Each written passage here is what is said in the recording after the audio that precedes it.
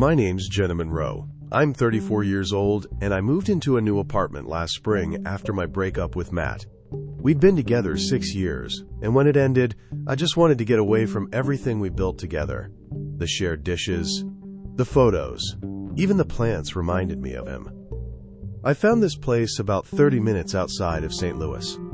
A one-bedroom on the 3rd floor of an older brick building with ivy crawling up the side. The rent was cheap, which made me suspicious at first. But the landlord, Mr. Feldman, was a sweet old man who lived on the 1st floor. He said the unit had been vacant for over a year, and that he was glad to finally have someone move in. I remember asking, "Why so long?" He just shrugged and smiled. People are picky nowadays. That should have been my first clue. At first, everything seemed fine. The apartment was quiet, the neighbors kept to themselves, and the view from the window looked out on a peaceful little park. I even started sleeping better, which I hadn't done in months. But about 3 weeks in, I began to notice little things. The first time, I came home from work and found the bathroom mirror fogged up, like someone had just taken a shower. But the air was cold, and I hadn't used it that morning. I thought maybe it was faulty plumbing or insulation. Then, another night, I heard humming, soft, almost like a lullaby. It was coming from the apartment. But it wasn't coming from my apartment. I walked into the hallway and pressed my ear against the door of the unit next to mine. Silence. Then I tried the other side. Nothing. The humming stopped the moment I opened my own door again. A week later, I found something that disturbed me deeply. I was cleaning out the kitchen drawers, trying to organize junk that had piled up, when I discovered a false panel in the back of the bottom drawer. Inside was a small journal. Worn, leather-bound. The pages yellowed with time. I opened it and flipped through. It belonged to someone named Lacey. There weren't any dates, but it was clearly old. Maybe a few years, maybe more. Her handwriting was small and neat, like someone who was used to writing in the margins. The entries started off normal. The walls are thin, but the light in the mornings makes it worth it. I think the man downstairs watches me when I walk past his window. I keep the blinds closed now, but then the tone shifted. Someone keeps moving my things. I woke up and the closet light was on. I never use the closet light. I tried to tell Mr. Feldman. He just said I was imagining things. I found hair in the drain. It's not mine. He comes at night, pretends to live here. That last line hit me like a punch. I stopped reading. The next day, I went downstairs and asked Mr. Feldman about her. "Do you remember a tenant named Lacey who used to live in 3C? He hesitated, just for a second, and then said, "Nope, doesn't ring a bell." I wanted to believe him, but something in his face didn't match the words. Like he knew something but wasn't saying it. That night, I locked my bedroom door for the first time. It didn't help. At 3:12 a.m., I woke up to a sound. Not loud, not banging, just movement. I sat up in bed, heart pounding. From the crack beneath the door, I could see shadows, shifting, like someone was pacing the living room. But I had locked the front door. I knew I had. I crept to the bedroom door, heart hammering, and pressed my ear against it. Silence. Then a whisper. Too soft to make out, but definitely a voice. I yanked open the door and flicked on the light. No one. The living room was empty. The front door was still locked. I stood there frozen, wondering if I was losing my mind.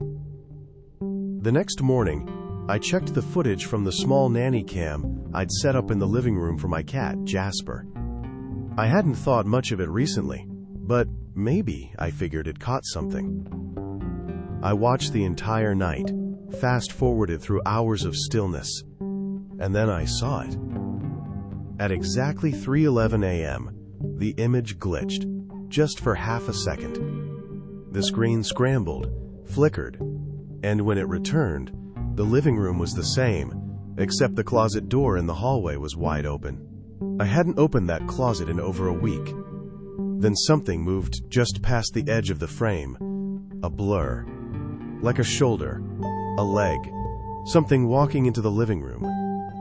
And then another glitch. When the image came back, the room was empty again. No person. But the closet door was now closed. I didn't sleep the next night. I sat up with the lights on, clutching a baseball bat I kept for emergencies. At 2:55 a.m., I heard footsteps above me. There was no apartment above mine, just the roof. The next day, I packed a bag and went to stay with a friend across town. I didn't tell her everything, just said I was going through stuff and needed a place to crash. She was kind enough not to press. 2 nights later, I got a text from an unknown number. No name, just one sentence. You left the closet open. I hadn't told anyone about the closet. I called Mr. Feldman, demanded answers. He sighed. Said he didn't want to scare tenants, that it was bad for business. But finally, he told me the truth. 3 years ago, he said, a girl named Lacey did live there. Sweet girl. Lived alone. She started complaining about things. Scratching in the walls. Someone opening cabinets. Whispers in the shower. I told her to see a doctor. Then he went quiet. She disappeared, he added finally. Vanished. No forced entry. Nothing stolen. Just gone. Her parents put up flyers. Police searched the whole building, but she was never found. I asked him why he didn't tell anyone. Why he lied to me. He didn't answer. That night, I went back to the apartment. I needed closure. Or at least to grab the rest of my stuff. It felt different. Still. Cold. Like the air wasn't moving. I went to the closet. Took a deep breath. Opened it. Nothing but coats. Boxes. But then, behind one of the hanging jackets, I noticed something odd. A seam in the wall. Barely visible. Like a hidden panel. I pulled at it. It opened into a small, dark crawl space between the walls. I turned on my flashlight. Inside were blankets, a spoon, a toothbrush, a notebook, and photos. Photos of me. Sleeping, cooking, getting dressed. Someone had been living inside the walls, watching me, living with me, pretending to be part of the apartment. I backed out, shaking, and called the police. They searched the space, found fingerprints, DNA. It belonged to a man named Graham Ellison, a former tenant. He had rented the apartment nearly 8 years ago, been evicted for mental health reasons, and somehow never left. He had been living in the crawl spaces of the building, moving from unit to unit, watching tenants, studying them, pretending to be part of their lives. The police believe he was responsible for Lacey's disappearance. They think she found him, and he made sure no one else ever would. They caught him 2 weeks later, trying to sneak back into the building through the laundry room vent. He'd been watching me from inside the walls for almost a month. I moved out that day, left most of my things behind. I still wake up at 3:11 sometimes. Still check the closet. Even now in a new city, in a new home, I sometimes wonder if he found me again.